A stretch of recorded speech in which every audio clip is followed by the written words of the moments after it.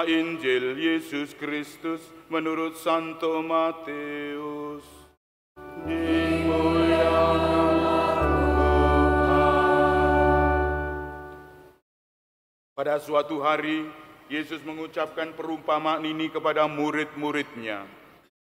Hal kerajaan surga seumpama 10 gadis yang mengambil pelitanya dan pergi menyambut mempelai laki-laki. 5 di antaranya bodoh dan 5 bijaksana. Gadis-gadis yang bodoh itu membawa pelita, tetapi tidak membawa minyak. Sedangkan gadis-gadis yang bijaksana itu, selain pelita, juga membawa minyak dalam botol mereka. Karena mempelai lama tidak datang-datang juga, mengantuklah mereka semua lalu tertidur.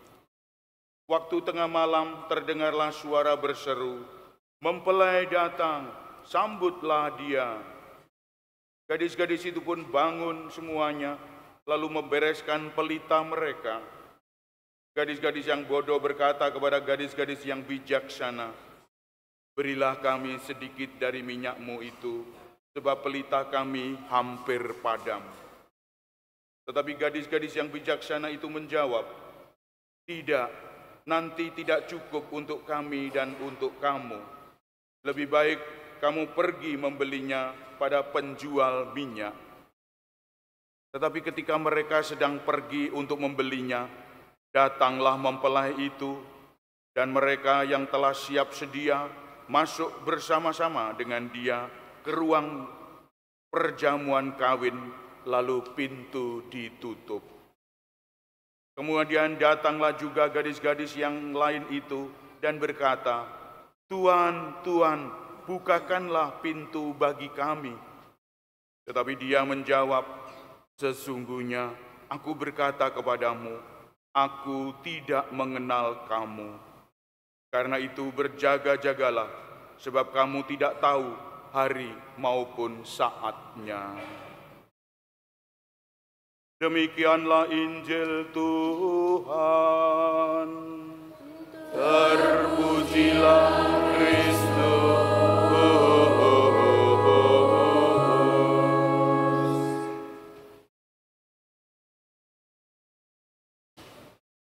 Bapak, Ibu, saudara-saudara yang terkasih dalam Kristus, ada pertanyaan yang mendalam dalam hidup kita soal pembaptisan. Mengapa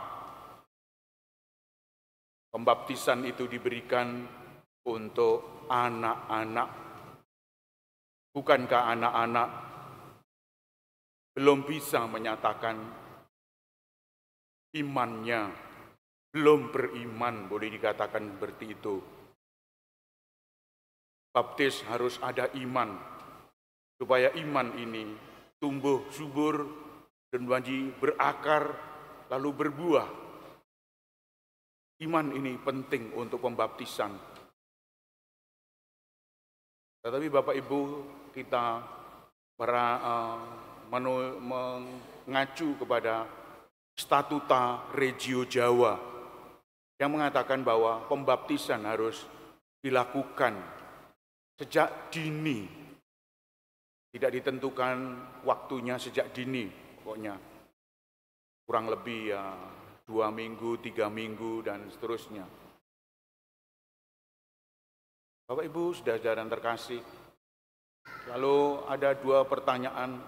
Kalau begitu dibaptis bayi, bukankah nanti kalau sudah dewasa, anak-anak lepas iman?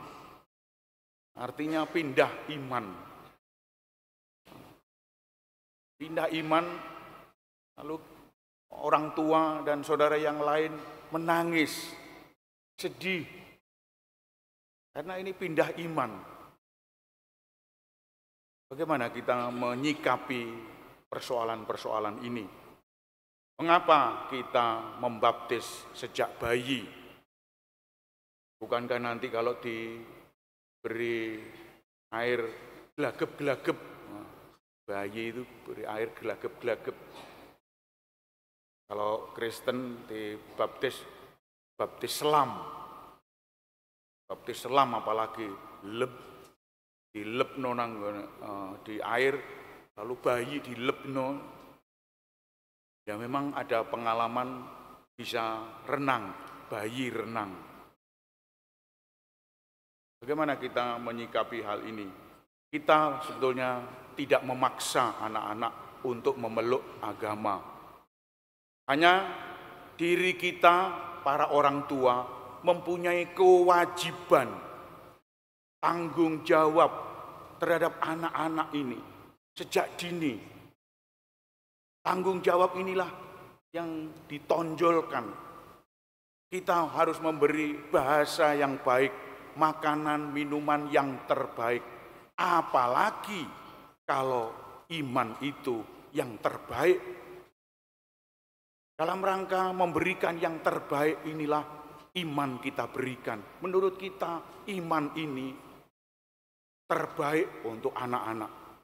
Bahwa nanti kelak dewasa dia pindah agama, itu bukan urusan kita.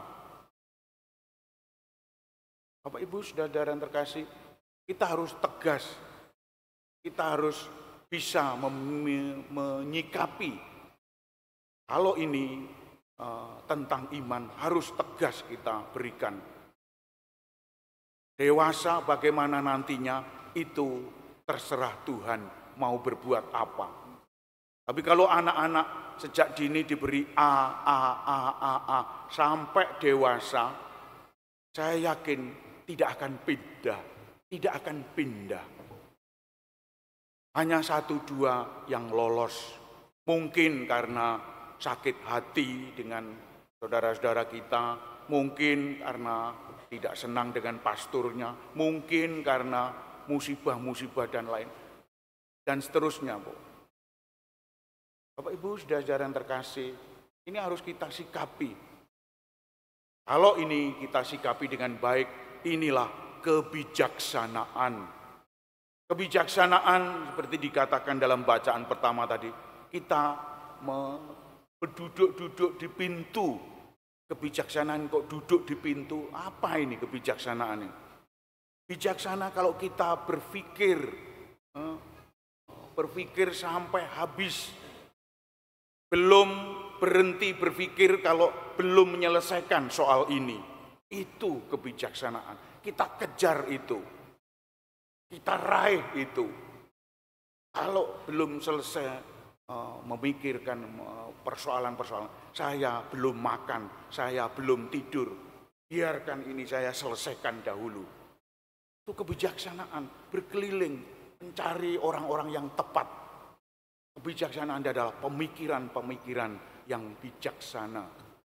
Maka harus sabar, harus telaten, harus memperhatikan teman-teman yang lain, memperhatikan orang yang lain. Oleh karena itu Bapak Ibu, perumpamaan 10 gadis yang bijaksana, gadis yang bodoh. Karena yang bodoh tidak membawa minyak, bekalnya kurang.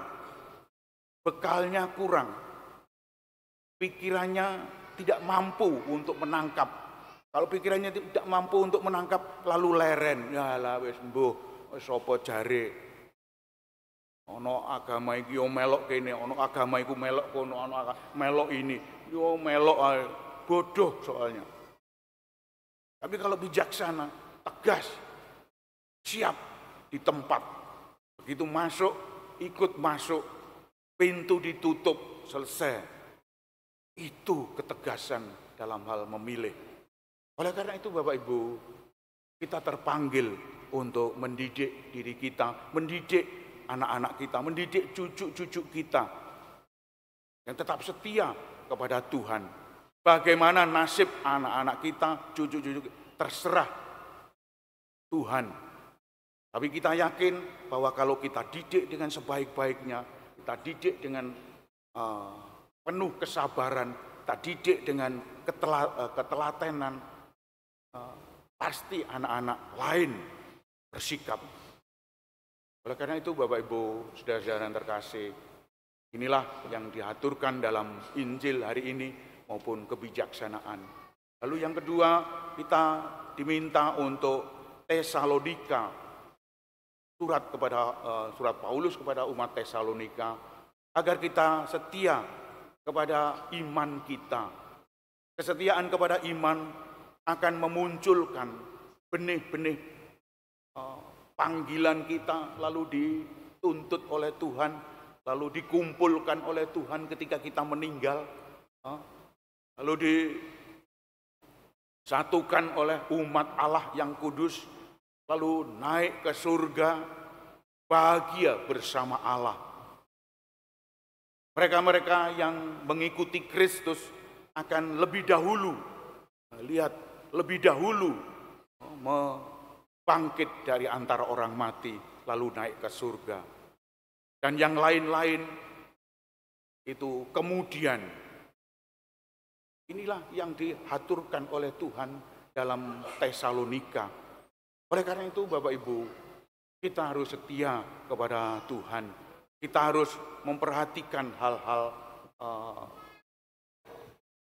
peraturan-peraturan, hukum-hukum, dan memperhatikan tata kelola baptis, sakramen-sakramen yang lain. Maka kita pun juga harus setia kepada Tuhan. Oleh karena itu Bapak Ibu, kalau kita dimasukkan dalam situasi yang sulit, kita harus setia. Kita memutuskan apa-apa sesuai dengan gagasan-gagasan gereja. Tidak sembarangan saja. Memang kebijaksanaan adalah pemikiran, tapi pemikiran yang tertuju kepada Tuhan. Kebijaksanaan bukan awur-awuran, bukan sembarangan saja, tapi tetap mengacu kepada Tuhan yang empunya kebijaksanaan itu. Kita pun juga ditakdirkan untuk tetap setia kepada tugas-tugas kita. Maka kebijaksanaan memberikan inspirasi pada diri kita. Inspirasi untuk berbuat sesuatu. Loh, situasi seperti ini, apa yang harus saya lakukan? Itulah kebijaksanaan. Apa yang harus kita lakukan? Oh, saya bisnis ini, saya bisnis ini, saya bisnis ini. Yang mudah. Lalu kalau meningkat, oh ditingkatkan lagi. Bisnis ini, bisnis ini, bisnis. Dan begitu, itu semua untuk kesejahteraan keluarga dan untuk kemuliaan Tuhan. Kalau kita menjalankan tugas-tugas itu dengan sebaik-baiknya, tanpa berpikir yang aneh-aneh, wah ini mumpung dibuat laris oleh Tuhan, wah saya naikkan aja harganya, wah ini saya bahannya kita tepikan, kita kecilkan, harga kita naikkan, dinaikkan, akhirnya tidak laku. Nah, harga tetap setia, tetapi servis kita memuaskan. Yang penting bahwa jalan terus, bisnis kita jalan terus. Kebijaksanaan selalu seperti itu, menghendaki kita jalan terus. Tidak berhenti berpikir, tidak berhenti mengajukan pertanyaan-pertanyaan kepada Tuhan. Inilah Tuhan, apa yang harus saya lakukan? Apakah engkau menghendaki saya berbuat seperti ini, seperti itu? Oleh karena itu Bapak Ibu, inilah hal-hal yang perlu kita lakukan agar kita tetap setia kepada kerajaan surga. Karena mempelai datang secara tiba-tiba. Tuhan Yesus datang secara tiba-tiba. Tidak ada orang yang tahu saatnya dan waktunya.